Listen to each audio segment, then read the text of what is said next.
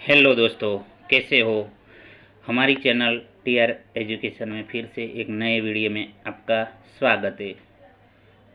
दोस्तों, आज बात करने वाले हैं types of plumbing tools and there uses. तो फ्रेंड्स, स्टार्ट करते हैं।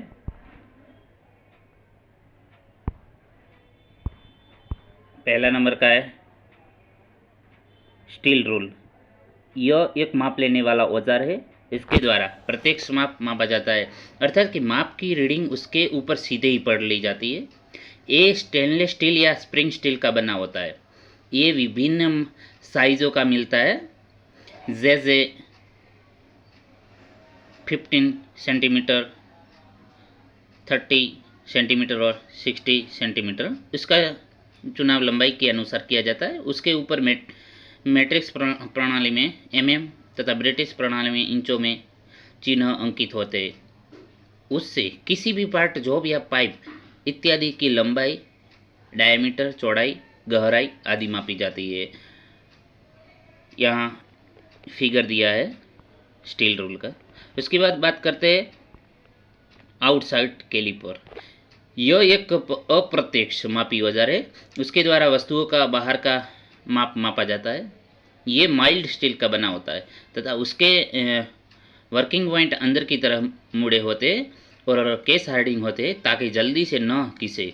उसके द्वारा माप लेने के बाद उसके खुले माप को स्टील पर चेक किया जाता है। उसका चुनाव लंबाई के अनुसार किया जाता है। ये स्प्रिंग टाइप तथा फर्म जॉइंट प्रकार के होते हैं। यहाँ फिगर भी उसका दिया है। उसके बाद बात करते हैं इनसाइड कैलिपर।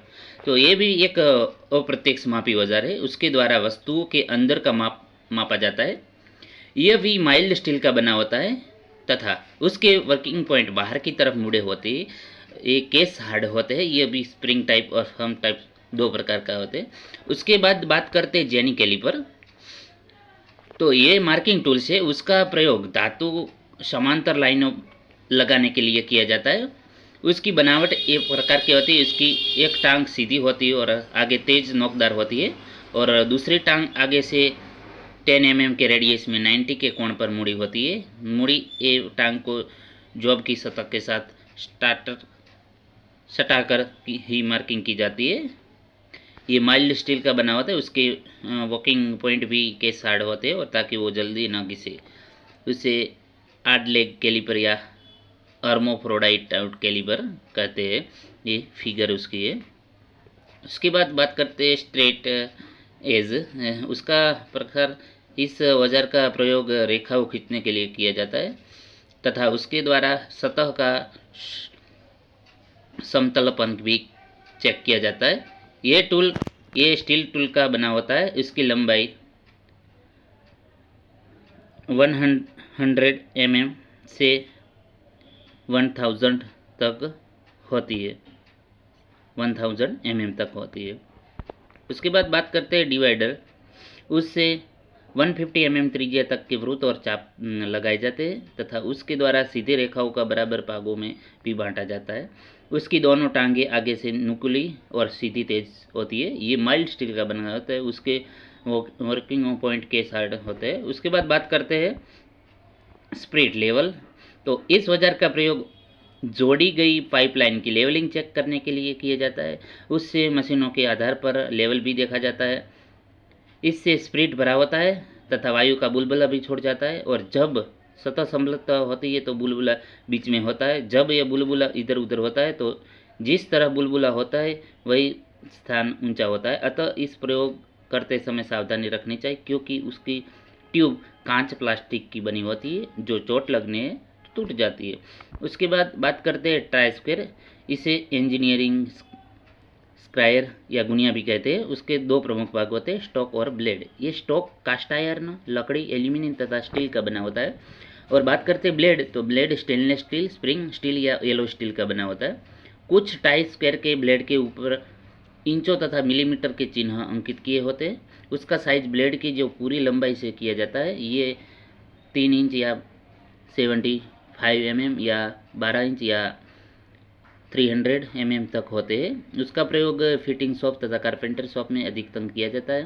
प्लम्बिंग के उसका प्रयोग लाइन के 90 एंगल के कोण पर चेक किया करने का करते हैं। कुछ ट्राई स्क्वायर के स्टॉक तथा ब्लेड में मोटाई बराबर होती है तथा दोनों एक ही धातु से बने होते हैं। ये पतली शीट के होते हैं तथा उसके एल स्क्वायर कहते भी हैं।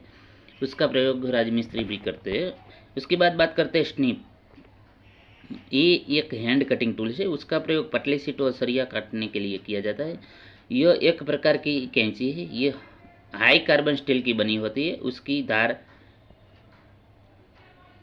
80 डिग्री के कोण पर ग्राइंड होता है। उसका साइज 300 mm होता है। उसके बाद बात करते हैं एक्सो।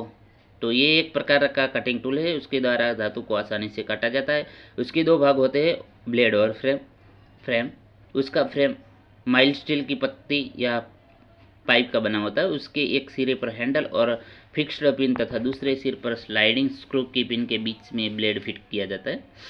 फ्रेम में 150 mm से 300 mm तक के ब्लेड बंधे जाते हैं। उसका ब्लेड टंगस्टन स्टील या एल स्टील का बना होता है। ब्लेड के दोनों किनारों पर सुराख होते हैं। इन सुराखों के सेंटर में उनकी लंबाई या साइज लिया जाता है। धातु को काटने समय ब्लेड के जो दांते हैं उसे सामने की तरफ रखनी चाहिए। उसके बाद बात करते हैं छेनी या चीजल। ये एक हैंड कटिंग टूल है। उसका प्रयोग वहाँ किया जाता है जहाँ एक्सो या फाइल द्वारा धातु काटना मुश्किल हो।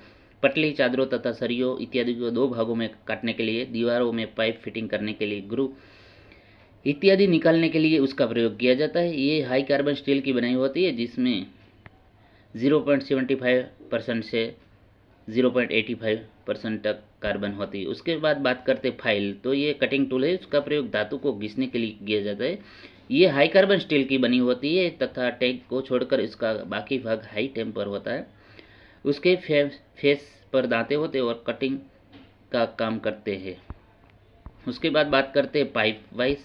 तो उसका प्रयोग पाइप का या गोल रोड को पकड़ने के लिए किया जाता है। उसके जो वी ग्रूव के में 90 डिग्री के कोण पर बंधे होते हैं। उसकी बॉडी कास्ट आयरन की तथा स्पिंडल एक हैंडल माइल स्टील के होते हैं। उसका स्पिंडल लंबरू में फिट किया जाता है। जो फिगर में दिया है उनके अनुसार 3 प्रकार के होते हैं जिसमें साधारण पाइप वाइस, चैन पाइप वाइस प्रमुख है। उसका साइज उसके जॉब द्वारा पकड़े जाने वाले बड़े से बड़े पाइप से अधिक व्यास से लिया जाता है। उसके बाद बात करते हैं हैमर। तो ये एक प्रकार का कॉमन हैंड टूल है। उसका प्रयोग चोट लगाने के लिए किया जाता है। उसके द्वारा चोट लगाकर फॉर्जिंग, बेंडिंग, चिपिंग और जो रिवेटिंग इत्यादि क्रियाओं की जाती है। हैमर मुख्यतः कास्ट स्टील के बनाए जाते हैं। ये वजन तथा शक्ल के अनुसार मिलते हैं। उसका वजन 0.11 kg से 10 किलोग्राम तक होती है।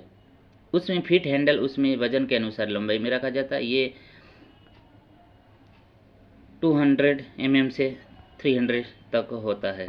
उसके बाद बात करते हैं ड्रिलिंग मशीन।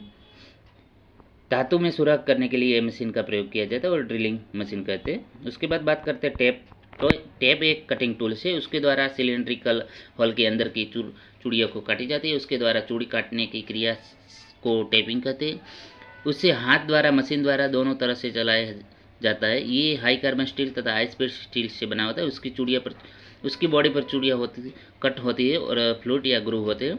ये हैंड टूल्स में 3 सेट होते हैं, taper set, second set, bottom tip. प्रत्येक टेप आगे से टेपर होते हैं जिसमें टेपर लीड कहते हैं।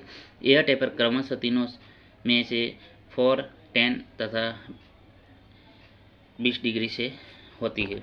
उसके बाद बात करते हैं डाई। तो डाई एक चूड़ी काटने वाला औजार है जिसमें द्वारा बाहरी चूड़ियाँ की काटी जाती है।